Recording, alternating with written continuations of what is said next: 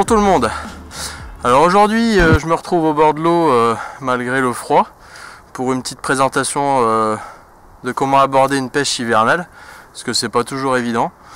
Moi je conseille surtout d'essayer de vraiment cibler les spots où vraiment elles peuvent être présentes.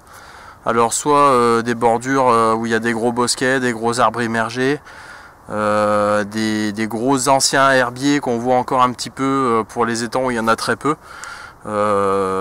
Voilà, faut vraiment essayer de cibler ces postes là où on va dire que supposément vous allez avoir quelques carpes qui vont être là, et peut-être qu'on arrivera à les séduire avec des produits simples, naturels.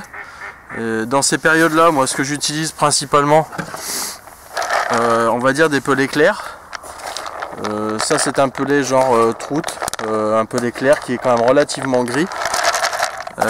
Donc très peu d'appât, on va dire que un fond de coupelle au démarrage, puisqu'on va essayer de vraiment prendre le poisson qui est là sans le nourrir, mais juste en essayant de le faire bouger et qu'il vienne prendre l'appât.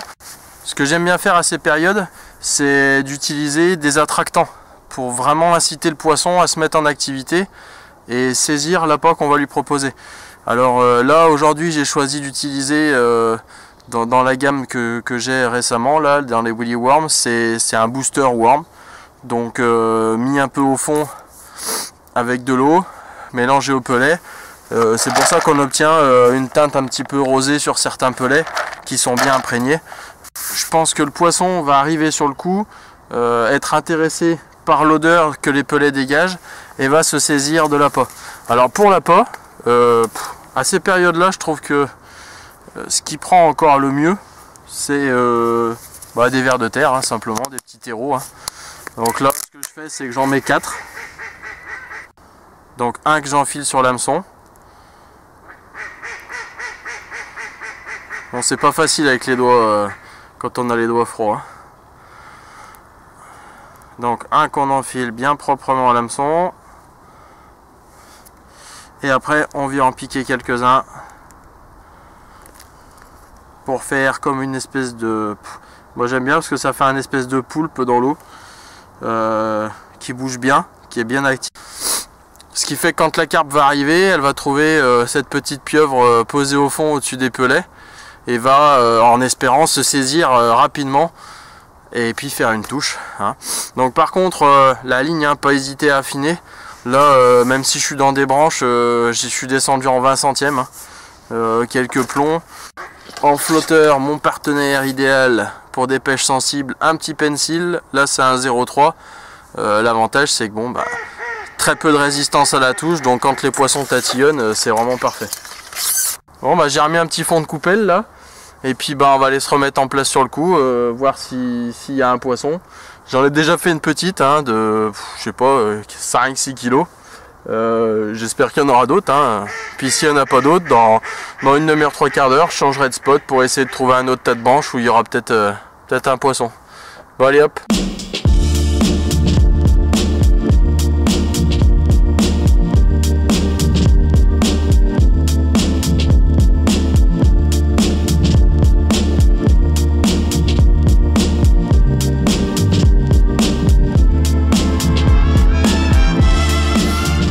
Voilà, un nouveau spot qu'on va essayer là. Je sais qu'il m'a rapporté déjà quelques poissons en saison. Pas forcément du gros, mais on va dire du poisson quoi. Donc ça doit être une zone qui doit être quand même bien fréquentée. Et allez, on va mettre à manger et puis c'est parti. Bon visiblement, même sur le nouveau spot, il n'y a pas plus d'activité. Donc je vais essayer d'aller me mettre vraiment plus en fait dans la zone où il y a du vent. Jusqu'à présent j'ai pêché que des bosquets à l'abri du vent, donc je vais peut-être essayer d'aller me mettre carrément dans le froid, dans le vent là-haut, voir s'il y a des poissons qui y sont. Je suis pas sûr du tout, mais bon, comme on dit, qui ne tente rien n'a rien, donc je pense que je vais quand même aller faire un tour là-haut. Bon me revoilà, après avoir tourné plusieurs fois autour du plan d'eau. J'ai plus ou moins vu un banc de poissons qui naviguait entre deux eaux le long d'un arbre. Donc Je fais une petite ligne, hein, parce que visiblement il y a l'air d'y avoir un peu plus d'eau. Voilà, vous voyez l'arbre qui est en travers là. Vous voyez le poste. Donc en fait elles sont plus là-haut, quasiment vers la pointe de l'arbre. Donc il va falloir essayer d'aller les chercher avec un peu de bannière. Allez, c'est parti. Donc j'espère que l'eau est tellement claire que je n'aurai pas leur faire peur. Propre. Voilà. Ah, l'eau est tellement claire que je vois même descendre le petit bout de pain dans la couche d'eau. Ah, une touche pendue. Oh, décroché. C'est pas possible. Oh, purée. C'est pas vrai. Il n'y a déjà pas beaucoup de touches, si en plus je les rate. Oh non. Trop déçu là. Oh, mince. Il y en a une qui fouille encore. Ça n'a pas dû bien les déranger. Surtout qu'elle est partie directement sur la gauche, donc je pense qu'elle a pas trop le temps de mettre le bazar. Bon, après le souci c'est que j'ai peut-être pas le kit non plus adapté pour pêcher entre guillemets plus souple, plus en pleine eau. Là j'ai mon double 2.6 qui est quand même pas mal tendu, donc faut vraiment limiter le pompage. Ça fouille encore. Oh, il y a plusieurs poissons. Paf! Allez!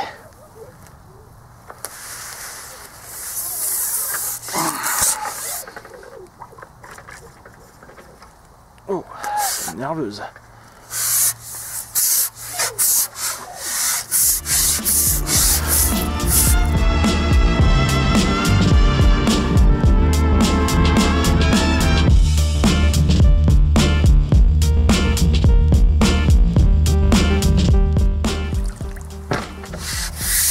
J'ai un peu de bannière alors que c'est pas évident. Ça n'a pas l'air bien gros. Mais bon, c'est un poisson quand même.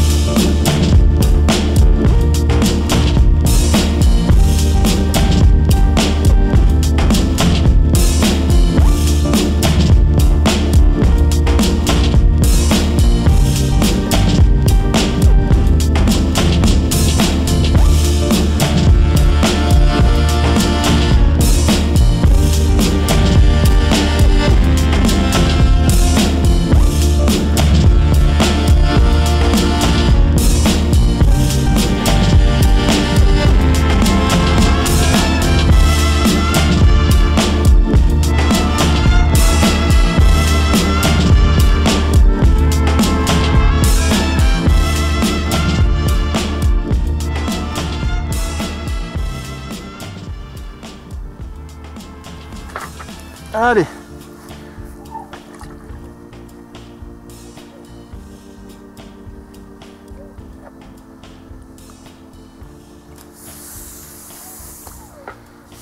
Bon là, faut toujours travailler. Vous voyez, pas d'à-coups, pas de rien. Faut vraiment être le plus souple et le plus tendre possible. Bon là, je suis pas sur un banc de gros poissons, donc c'est des poissons qui font 6, on va dire entre 5 je pense et 8 kilos. Donc des poissons assez nerveux.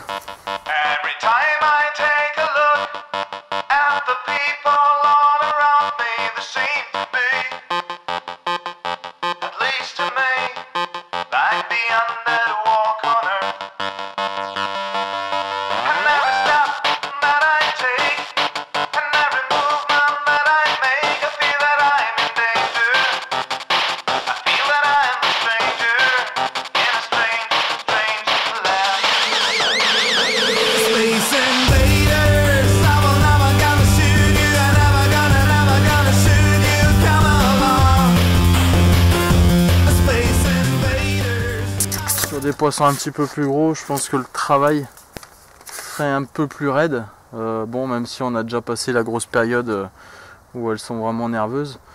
Et étonnamment, je fais habituellement beaucoup de communes dans cet étang. Et là, c'est déjà la deuxième miroir. Peut-être que il y aura un banc ici, le miroir. Bon, allez hop, on va la mettre à l'épuisette et une petite photo.